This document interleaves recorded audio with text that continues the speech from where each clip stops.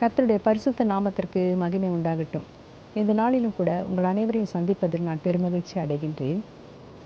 இந்த 2026 ஆண்டில் மே மாதத்தில், அதாவது 5வது மாதத்தில் காலடி வைத்திருக்கிற நமக்கு கர்த்தர் கொடுக்கின்ற வாக்குத்தத்தமான வசனம் என்னவென்றால், யோவேல் 2ஆம் அதிகாரம் 21வது வசனம், தேசமே பயப்படாதே, மகிழ்ந்து களிக்கூறு, கர்த்தர் பெரிய காரியங்களை செய்வார். கர்த்தர் என்ன அழகான வார்த்தையை சொல்லியிருக்கிறார். தேசம் என்று சொல்லும்பொழுது ஒரு தனி மனிதனுக்கு அதை சொல்லவில்லை, ஒரு ஒட்டுமொத்த கூட்டத்திற்கு, ஜனத்தொகைக்கு அந்த வார்த்தையை சொல்லியிருக்கிறார். என்ன அற்புதமான வார்த்தை! நாம் பயப்பட வேண்டிய அவசியமே இல்லை. ஆனால் இன்றைக்கி உலகத்தில் சின்ன குழந்தை முதல் வயதானவர் வரைக்கும் எல்லா காரியத்துக்காக குழம்பிக் கொண்டு, பயந்து கொண்டும், கலங்கி கொண்டும் இருக்கிறார்கள். இந்த கலக்கத்தின் காரணமாக மன உளைச்சலும் பலவிதமான வியாதிகளுக்கும் உள்ளாகி கஷ்டப்படுகிறார்கள். பயம் பயம் பயம், எங்கு பார்த்தாலும் பயம். அந்த பயத்தை நீக்குவதற்கு தான் கர்த்தர் அந்த வார்த்தையை கொடுத்திருக்கிறார். இதனால் நாம் மகிழ்ந்து களி கூற வேண்டும். அப்போ கர்த்தர் பெரிய காரியங்களை செய்ய போகிறார். அதுக்காக நாம் மகிழ்ந்து களி கூற வேண்டும். அதைத்தான் கர்த்தர் இந்த இடத்துல எடுத்து கூறுகிறார். நாம் பார்க்கும்போது வேதத்தில் ஒரு சில இடங்களில் ஒரு சில காரியங்களை பார்க்கும்போது ஓரிரு நிகழ்வுகளை மாத்திரம் உங்களிடம் நான் பகிர்ந்து கொள்ள ஆசைப்படுகிறேன். அதாவது ஆதியாகமத்தில் பார்க்கும்போது அந்த பார்வோன் என்ன செய்கிறான்? தன்னுடைய படையோடு இஸ்ரவேல் ஜனங்களை பின்தொடர்ந்து வருகிறான். அவன் சமீபமாய் வந்தபோது அந்த ஜனங்கள் பின்னிட்டு ஏறிட்டு பார்க்கிறார்கள். பார்க்கும்போது அந்த படையை பார்த்து மிகவும் பயப்படுகிறார்கள். என்ன நடக்குமோ ஏது நடக்குமோ என்று பயப்படுகிறார்கள். மோசையை பார்த்து என்ன சொல்கிறார்கள்? எங்களுக்கு பிரேத குழிகள் இல்லை என்றா இந்த வனாந்தரத்தில் எங்களை கொண்டு வந்தால் நாங்கள் அந்த ஊர்லேயே நல்லா இருந்துக்குமே அப்படின்னு சொல்லுகிறார்கள். அது மாத்திரமல்ல, அவர் சொல்லுகிறார்கள், அங்கேயே நாங்கள் வேலைகளை செய்து கொண்டு அவர்களுக்கு வேலைக்காரர்களாக நாங்கள் இருந்திருப்போம். இங்கே எதற்காக எங்களை கொண்டு வந்தீர் என்றெல்லாம் அவரை கடினமான வார்த்தைகளை அவர்கள் பேசுகிறார்கள். அந்த பயத்தின் காரணமாக தான் அவர்கள் மிகவும் கலங்குகிறார்கள். அப்பொழுது மோசே என்ன சொல்கிறார்? அவர்களை பார்த்து கர்த்தர் பெரிய காரியங்களை செய்ய போகிறார் என்ற அர்த்தத்தில் என்ன சொல்கிறார்? நீங்கள் சும்மா இருங்க, இந்த யுத்தம் கர்த்தருடையது, அவர் பார்த்து கொள்வார் என்று சொல்வது மாத்திரமல்ல, அவர் என்ன செய்ய போகிறார்? கர்த்தர் இந்த எகிப்தியரை இனி காணாதபடி செய்ய போகிறார். அதனால் நீங்கள் அமைதலாக இருங்கன்னு சொல்லி அவர்களை ஆறுதல் படுத்துகிறார். அதே நேரத்தில் கர்த்தர் செய்தாரா இல்லையா என்று பார்க்கும்போது பெரிய காரியங்களை கர்த்தர் செய்கிறார். அந்த செங்கடல் முன்னால் நிற்கிறது. இந்த ஜனங்கள் கடந்து போகிறார், பயத்தோடு கடந்து போகிறார். பின்னால் இந்த ஜனங்கள், அதாவது பார்வோனும் அவருடைய சேனைகளும் ரதங்களும் பின்தொடர்ந்து வந்து கொண்டிருக்கிறது. அந்த மோசமான சூழலில் மிகவும் பயந்து கலங்கி அவர்கள் செல்லும்பொழுது கர்த்தர் கடலை 2ஆக பிளந்து கொடுக்கிறார். அவர்கள் எல்லாம் உள்ள வழி சென்ற பொழுது இந்த கடலானது மறுபடியும் பார்வோனையும் அவருடைய ஜனங்களும் உள்ளே புகுந்தபோது அப்படியே மூடி போட்டு அவர்களை கவிழ்த்து போடுகிறது. கர்த்தர் பெரிய காரியங்களை செய்தாரா இல்லையா? அதனால் மகிழ்ந்து களி கூர்ந்தார்கள் அந்த ஜனங்கள். இப்படி எத்தனையோ காரியங்களை சொல்லி கொண்டு போகலாம். ஏன் யோசேப்பை எடுத்துக்கொள்ளலாம். யோசேப்பு என்ன செய்கிறார்?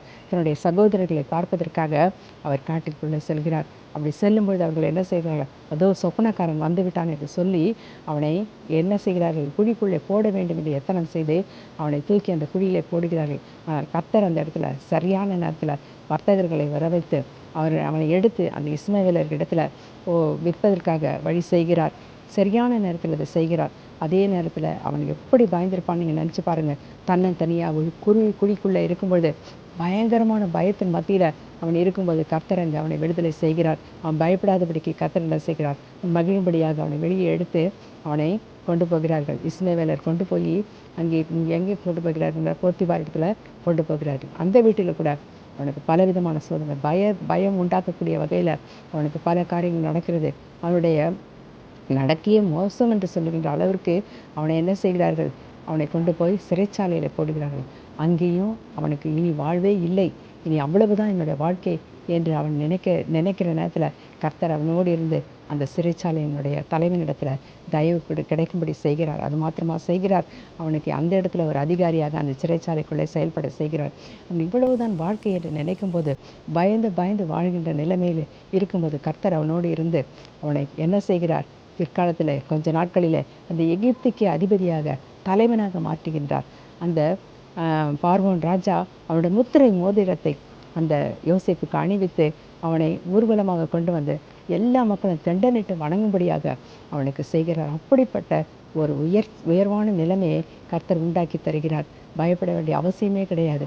அதனால்தான் தேசமே நீ பயப்படாதே, மகிழ்ந்து களிக்கூறு. அவன் அப்படி ஊர்வலம் வரும்போது எப்படி மகிழ்ந்து இருந்திருப்பான். அவனுக்கு எவ்வளவு சந்தோஷமாக இருந்திருக்கும். அவன் அவ்வளவுதான் வாழ்க்கை, எனக்கு இவ்வளவுதான் முடிவு என்ற எண்ணத்தில் வாழ்ந்த அவனுக்கு, எவ்வளோ பெரிய எதிர்பார்ப்போடு காத்திருந்த அவனுக்கு பெரிய எதிர்பார்ப்பை கர்த்தர் கொடுத்து அந்த காரியத்தில் ஒரு வெற்றி கொடுத்தார்.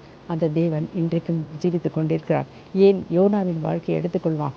யோனாவை தூக்கி கடலில் போடுறாங்க. கடல் கொந்தளிப்பின் காரணமாக நினைவேக்கு போக வேண்டிய அவன் தர்ஷீஸுக்கு கிளம்பி போய்விடுகிறான். அவன் ஊழியத்தின் பாதையில் ஒரு சின்ன தவறு செய்ததுனால, அவர் கர்த்தருடைய சமூகத்தை விட்டு சென்றதுனால, கடல் கொந்தளிப்பினால சீட்டு போடும்போது அவனை தூக்கி கடலில் போடுறாங்க.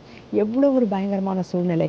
எப்படி யோனா பயந்திருப்பார். அந்த நேரத்தில் கூட அந்த கர்த்தர் சரியான நேரத்தில் ஒரு மீனை கொண்டு வந்து அங்கே வச்சு அதன் வாயை திறக்க வைத்து அது விழுங்கும்படியாக விழுங்கி அது அவன் வயிற்றிலே, அந்த மீனுடைய வயிற்றிலே 3 நாட்கள் இருக்கும்படியான ஒரு சூழ்நிலையை உருவாக்கி தருகிறார். அவன் சொன்னான், நெருக்கத்தின் மத்தியிலே கர்த்தரை நோக்கி கூப்பிட்டேன் என்று சொல்கிறான்.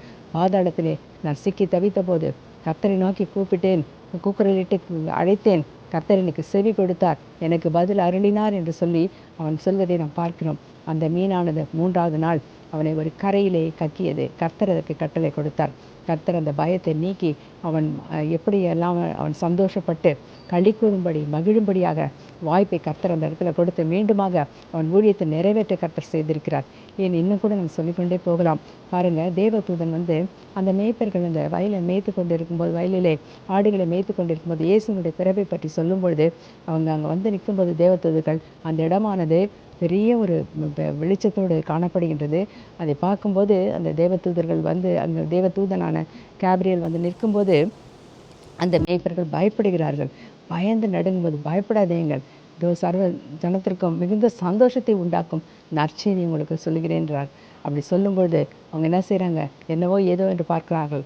இயேசுனுடைய பிறப்பை பற்றி சொல்கிறார். உடனே அவர்கள் எல்லாரும் சென்று அந்த குழந்தையை பார்த்து களி கூர்ந்து மகிழ்கிறார்கள். அப்படிப்பட்ட நிலைமையை கர்த்தர் உண்டாக்கி தருகிறார். அதனால் என்ன செய்கிறார், கர்த்தர் எல்லாவற்றையும் நேர்த்தியாக செய்து முடிக்கிற தேவன். இந்த நாளிலும் கூட உங்களோடு கூட கர்த்தர் இடைபடுவார். நீங்கள் பயப்பட வேண்டிய அவசியம் இல்லை.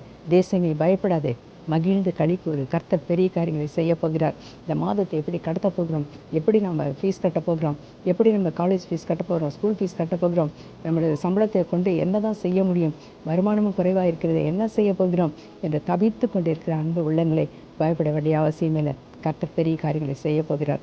இந்த வசனத்தை நீங்கள் சொல்லி சொல்லி ஜெபியுங்கள். வேதத்தில் ஒரு சில காரியங்களை நான் சொன்னேன். அதை கேட்டுக்கொண்டிருந்த அன்பு சகோதரனை சகோதரியை, என்னுடைய வாழ்க்கையிலும் கர்த்தர் என்னுடைய பயத்தை எடுத்து போட்டு, திகிலை எடுத்து போட்டு, கலக்கத்தை எடுத்து போட்டு எனக்கு பரிபூர்ண ஆசீர்வாதத்தை இந்த நாளில் கூட தருவார், இந்த மாதம் முழுவதும் தருவார் என்ற விசுவாசத்தோடு ஒவ்வொரு நாளும் அந்த வசனத்தை நீங்கள் சொல்லி ஜெபியுங்கள். அதாவது யோவேல் 2:21 வசனம், தேசமே பயப்படாது, மகிழ்ந்து களிக்கூறு, கர்த்தர் பெரிய காரியங்களை செய்வார், கட்டாயம் செய்வார். சொல்லி சொல்லி நீங்கள் ஜெபிக்கும்போது இந்த மாதம் முழுவதும் கர்த்தர் உங்களை கரம் பிடித்து நடத்தி பெரிய காரியங்களை செய்ய அவர் காத்து கொண்டிருக்கிறார். நீங்கள் அவருக்கு உங்களுடைய இதயத்தை ஒப்பு கொடுத்து ஜெபிக்க தொடங்குங்கள். இப்பொழுதுலேருந்து ஜெபிக்க தொடங்குங்கள். கர்த்தர் பெரிய காரியங்களை செய்வார். அல்லேலூயா. ஜெபிப்போமா? உங்கள் அன்பின் பரலோக பிதாவே, இந்த நல்ல நேரத்துக்காக நன்றியோடு இடத்தில் பார்த்துருக்கிறார். அச்சா அப்பா, நாங்கள் அப்பா இந்த வசனத்தை அப்பா சொல்லி துதிக்க போகிறோம். தேசமே நீ பயப்படாது, மகிழ்ந்து களிக்கூறு, கர்த்தர் பெரிய காரியங்களை செய்வார், கட்டாயம் நீ செய்வீரப்பா. இந்த மாதம் முழுதும் எங்களுக்கு என்னென்ன தேவைகள் இருக்கிறதோ, என்னென்ன காரியங்கள் இருக்கிறதோ எல்லாவற்றையும் கர்த்தர் கையில் ஒப்படைத்திருக்கிறோம். கர்த்தர் தாமே நிறைவேற்றி தருவீராக விசுவாசத்தோடு கேட்கிறோம் அப்பா. நீரே அப்பா அதை வாக்கி செய்யுங்க. இயேசுவின் இன்ப நாமத்தில் ஜெபங்களும் எங்கள் ஜீவனுள்ள நல்ல பிதாவே, ஆமேன். நன்றி, வணக்கம்.